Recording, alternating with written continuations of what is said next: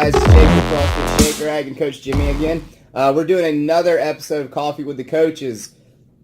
Today, Coach Jimmy brought up a good point, something he kind of wanted to discuss with us, and he wants to talk about the influence that we're having on children when we bring them into the gym and them being around CrossFit or anything, any type of fitness, as a matter of fact. And I know he's got 3 kids? 3, yep. He's got 3 kids, and they've kind of grown up in the CrossFit atmosphere, being around it and seeing things. And so I'm just going to let him kind of speak on his thoughts on that, and then I'll kind of give my input. Cool, thank you. Yeah, I thought as we go into this Masters series, I thought one of the good topics would be that a lot of us can relate to, if not all of us, just merely by our age, that we either have children or we're around kids on a pretty regular basis.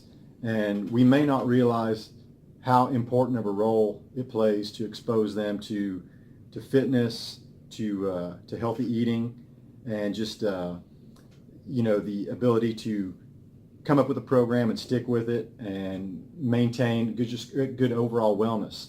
And I can tell you that what I wanted to kind of title this episode was that their eyes are upon us. And what I mean by that is, you may not realize it, but when you do form good, healthy eating habits and workout, patterns, your kids do watch you and they mimic you.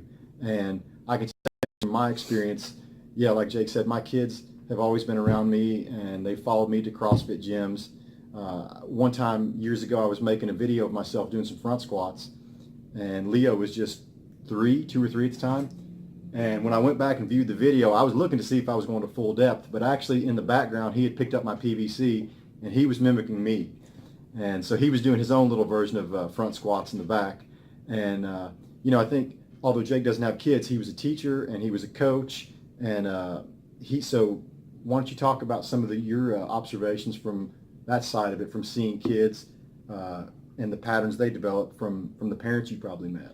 Yeah, absolutely. So I taught middle school PE and high school PE, and you really see a lot, and it's kind of the way kids are going nowadays is kind of becoming an epidemic of just they're getting, in my opinion, they are getting worse and worse and further away from being fit, and a lot of that is parental influence, and a lot of it has to do with nutrition as well, but it also has to do with the lack of physical activity. And, these kids are playing video games, and they have their phones and all that kind of stuff, and I'm right there with them. Like, I love video games. I love my cell phone. I love all that kind of stuff, but these kids don't know anything else. They don't know. I still grew up in a time where we had video games, but we still went out and played, and we're losing a lot of that. So I think the parents actually play a huge role in this with being that positive influence and bringing their kids into the gym and letting them see, like, hey, mom and dad do this. That looks cool. That looks fun. And these kids see stuff like the rope climbs and the rings, and they see all these things that are in CrossFit gyms, and they see mom and dad picking up weight. And I know, like, as a young male, like, when you're growing up, like, if you see your dad lifting something really heavy, like, that's going to be cool. Like, you're going to think, that. Yeah, you're going to think, like, man, that's cool. Like, my friend's dad can't do that. So it's only going to be a positive influence they can see and help kind of, honestly, overall, and just the world in general, and help get kids out of this, like, kind of, I hate to use the word lazy because it's not necessarily always lazy, but a lot of it is. It gets them out of this kind of lazy lifestyle that they've developed because of what they are around. They're a product of what they're around, the video games, the technology, the ease of everything, and that's another great thing that, I think we can address is beautiful about CrossFit in all regards as far as adults, kids, and all ages, is that it's not easy. It's hard. When your kids see you work through something difficult to achieve something, absolutely, that's setting a great example for them as far as life in general. That it's honestly anything that is easy to do, or how much return are you getting from it? Something that's difficult to do, that's where you're going to get results. That's where you're going to feel good about something, and that's where you're going to achieve and accomplish things. Is when something is difficult and you overcome adversity and things like that. I can't agree more. And here at CrossFit Shakerag, it's by no accident that our kids area is right out here in the front. We don't try to hide them and sequester them in the back. We want them to see what's going on, and we do welcome them during breaks and when it's a safe time to come out and experiment with the equipment. we're not talking about anything dangerous, but it's good to introduce them to how to hold on to a set of rings and how to put the PVC over your head and do pass through. So these are every gym I've been in as far as CrossFit goes, they've always welcomed families and kids, and again, I think only good comes from that, and I can't stress more what you just said about the adversity and kids seeing you push through something, so they know if they experience something difficult, they don't have to just give up. They'll see mom or they see dad lift a heavy weight instead of putting it down. So I only think good comes from it. Absolutely. Like I said, 100% agree. And I think the last thing to touch on would be even the nutrition side of that. And I think a big thing that we're always pushing here is for you guys to, clean up your diet, eat healthier foods. And if you're eating healthier foods and you're doing better things as far as nutrition goes, you are creating great habits for your children.